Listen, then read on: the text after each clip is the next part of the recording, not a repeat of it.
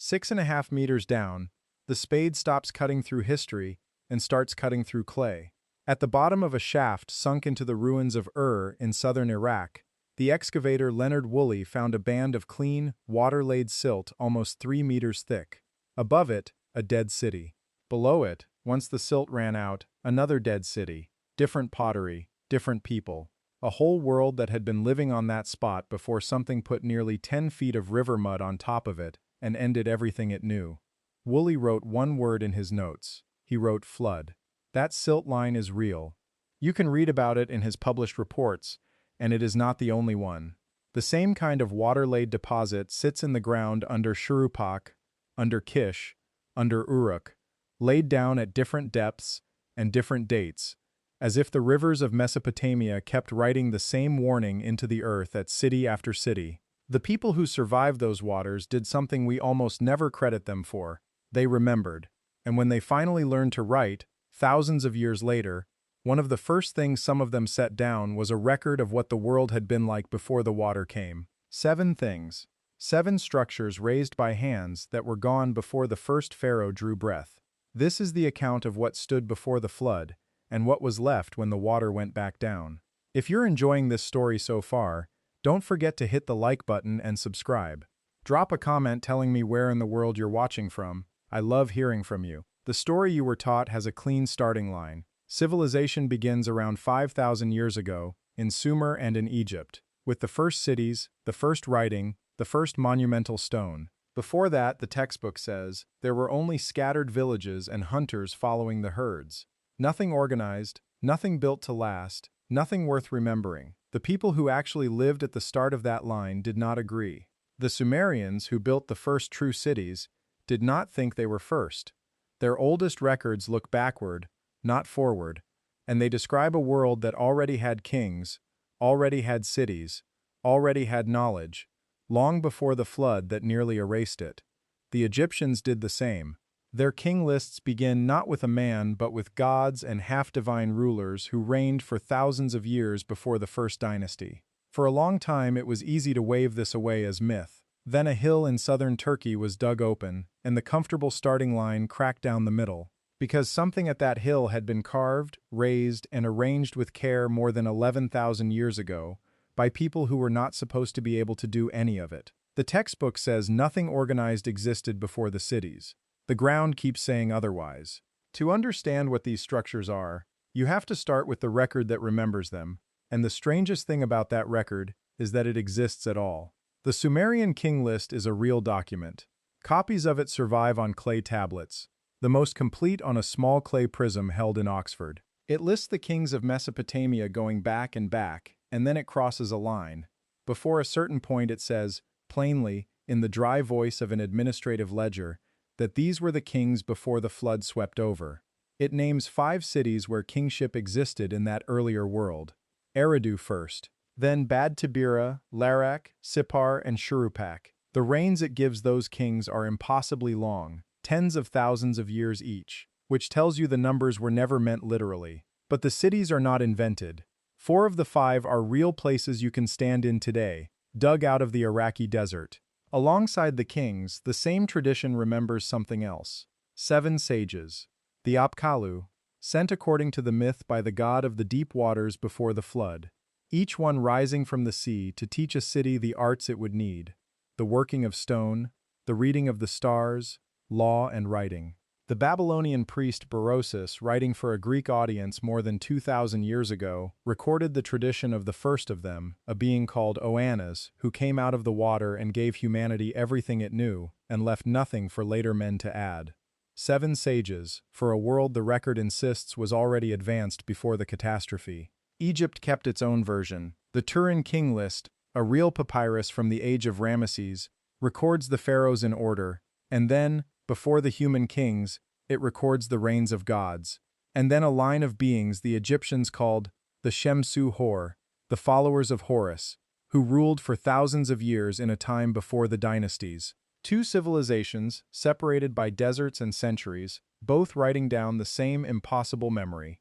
A world before this one. And in it, things that were built. The first of them sits at the bottom of the list, because the list says it was the bottom of everything.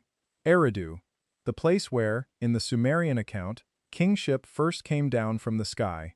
For a long time that was treated as pure legend, a creation story with a postal address. Then archaeologists dug into the mound of Tel Abu Shahrain in the 1940s, and under the sand they found a temple. Not one temple, a stack of them. At Eridu, builders had raised a shrine to the god of the fresh underground waters, and when it aged, they did not move on.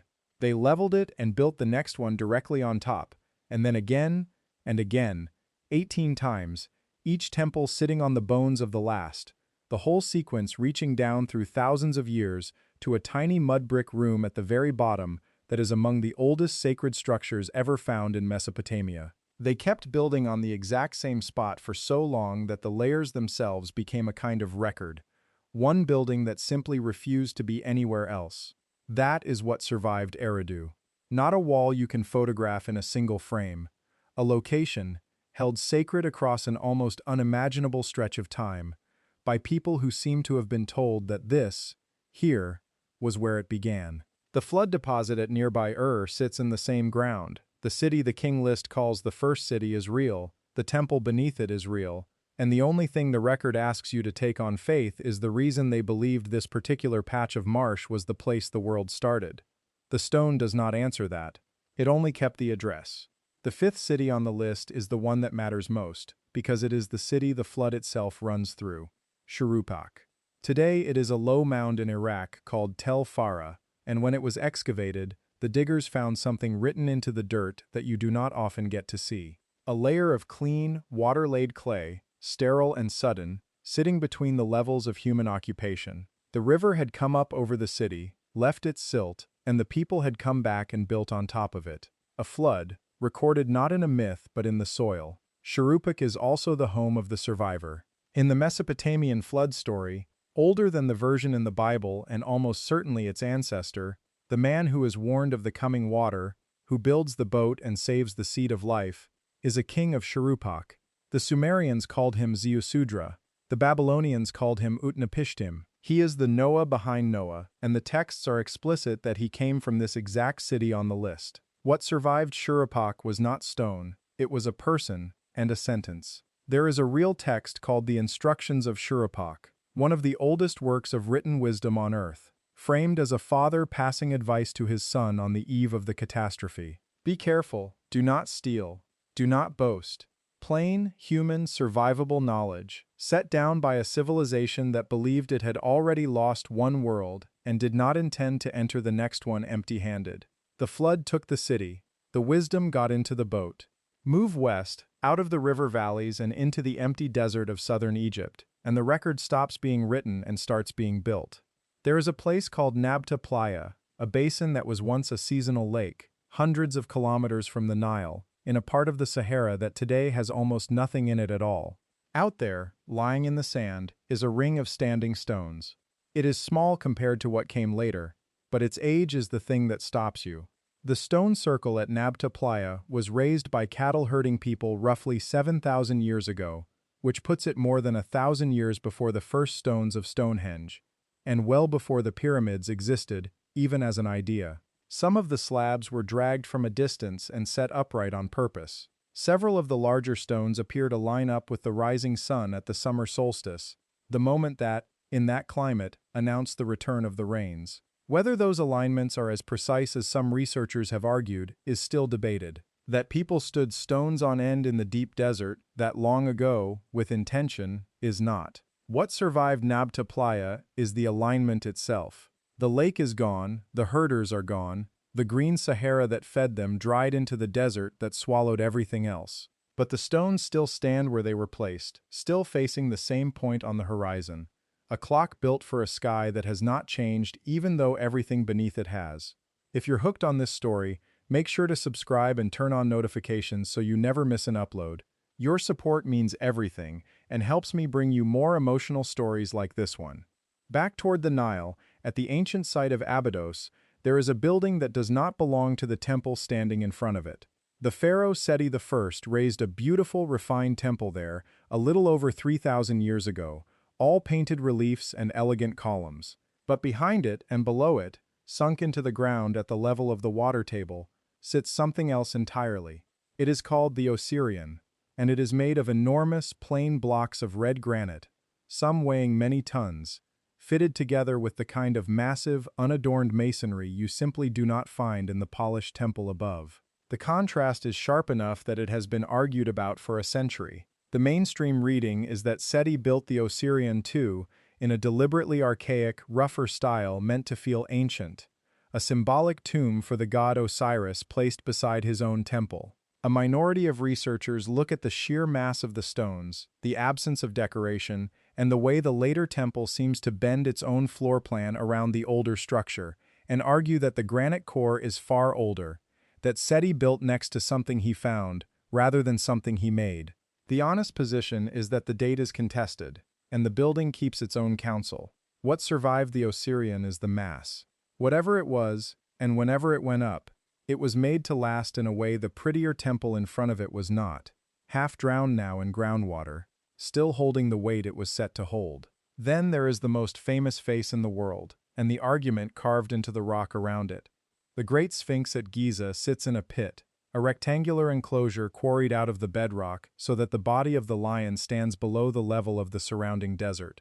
The conventional date puts its carving around 4,500 years ago, in the time of the pharaoh Khafre, whose pyramid stands behind it. In the early 1990s, a geologist named Robert Schoch looked at the walls of that enclosure, the rock immediately around the Sphinx, and saw something he did not expect. The weathering, he argued, did not look like the damage wind and sand leave behind. It looked like the deep, rounded vertical channels that prolonged heavy rainfall cuts into limestone over a very long time. And Giza has not had that kind of rainfall since a far earlier, wetter period, thousands of years before Khafre. If the erosion is rain erosion, Schoch concluded, then the enclosure had to have been cut while the rain was still falling, which would make it older than Egyptology allows. Mainstream Egyptologists reject the rainfall reading, and the debate has never been settled to everyone's satisfaction. This is exactly the kind of place where I have to be honest with you. The water erosion hypothesis is a real argument made by a real scientist, and it is also a minority position that most specialists do not accept. What is not in dispute is the weathering itself. The marks are there, in the stone, whatever cut them. What survived the Sphinx, then, is the scar. An older, wetter climate left its signature on the rock, and the rock is still wearing it, an open question you can walk up to and put your hand on. And then there is the hill that broke the timeline. In the highlands of southeastern Turkey, near the city of Sanliurfa, a mound called Göbekli Tepe was excavated starting in the mid-1990s by the archaeologist Klaus Schmidt. What came out of the ground there was so far outside the accepted story that it forced textbooks to be rewritten. Great rings of standing stone pillars, some of them 5 meters tall and weighing 10 tons or more, shaped into a distinctive T-form, many of them carved in relief with foxes, boars, snakes, scorpions, vultures, and what look like human arms folded across the stone, as if the pillars themselves were bodies. The dating is the part that stops the breath. Göbekli Tepe was built more than 11,000 years ago. It is older than pottery, older than metal, older than writing by 6,000 years. It predates the wheel, the first cities, and farming as a settled way of life. It was raised by people the textbook calls hunter-gatherers, people who were not supposed to be capable of organizing the labor, the planning, and the skill that those carved rings so clearly required. By every rule we thought we knew, it should not exist. It does. There is one more detail, and it turns the anomaly into something stranger. At a certain point, the people who built Göbekli Tepe deliberately buried it. They backfilled the enclosures with rubble and earth, by hand, covering the great pillars completely, and walked away. That intentional burial is the reason it survived 11,000 years intact enough to be found. Whatever else they were doing, they were preserving it. What survived Göbekli Tepe is everything, and on purpose. The builders themselves made sure of it. We can date the site precisely. We can photograph every carved animal. The one thing we cannot do, after 30 years of digging, is tell you what it was for, or why people who had no cities felt the need to raise it and then to bury it whole. 6 structures, and the record keeps pointing past all of them at a 7th that no one has ever found. Lay the 6 side by side and a shape appears. A first temple held sacred on one spot for thousands of years. A survivor's city with a flood written into its soil. Stones stood in the desert before the desert existed. Megalithic mass that outlasted the elegant temple built to hide it. The scar of an older rain on the oldest face in the world, and a ring of giants buried by the hands that raised it, 11,000 years deep. The mainstream account explains each of these separately, and for most of them, on most days, that account holds. The theory the record itself seems to whisper is that they were never separate at all, that they are the surviving pieces of a single, older inheritance, a level of knowledge that existed before a catastrophe and was carried, in fragments, across it. That is what the seven sages are, if you read the myth as memory rather than decoration. Not gods. A way of remembering that the knowledge came from before, that someone taught the survivors how to cut the stone and read the stars and lay the foundations, and that the teaching predated the flood. The Sumerians said it plainly. The wisdom was given before the water, and the man who survived the water carried it through. What got into the boat at Shuruppak was not lumber, it was the blueprint. And the seventh structure is the one Plato could not let go of. In two of his dialogues, the Timaeus and the Critias, the philosopher describes an island power called Atlantis, with its concentric rings of land and water and its great central temple.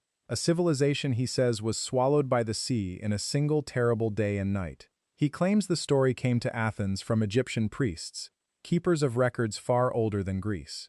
Almost every serious scholar reads Atlantis as a moral fable Plato invented to make a point, and they may well be right. But notice what the fable is about. An advanced world, built in stone, destroyed by water, remembered only by the priests of the oldest civilization the Greeks knew.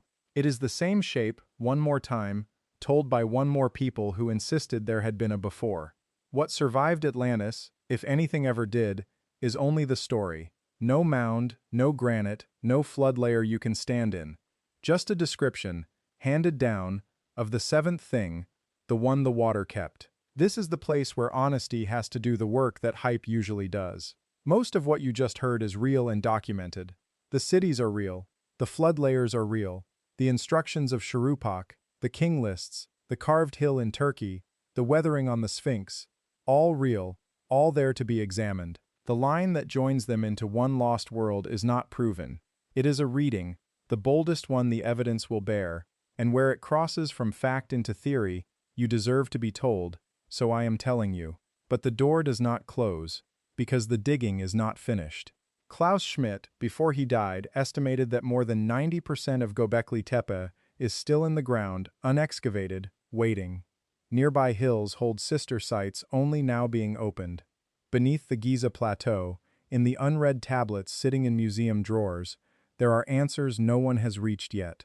We are not standing at the end of this story. We are standing in the trench, 6.5 meters down, at the silt line, looking at the clean band of clay that separates one world from another, and knowing there is something underneath it we have not dug down to.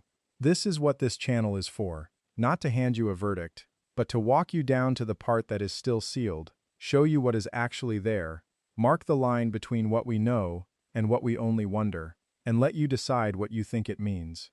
The record remembers 7 things built before the flood. 6 of them are still in the ground. The 7th is still only a story. And the water that took them has never once told us everything it covered. Thank you so much for watching until the end. If you loved this story, check out the other videos on your screen now. I think you'll really enjoy them. And don't forget to subscribe if you haven't already. See you in the next story.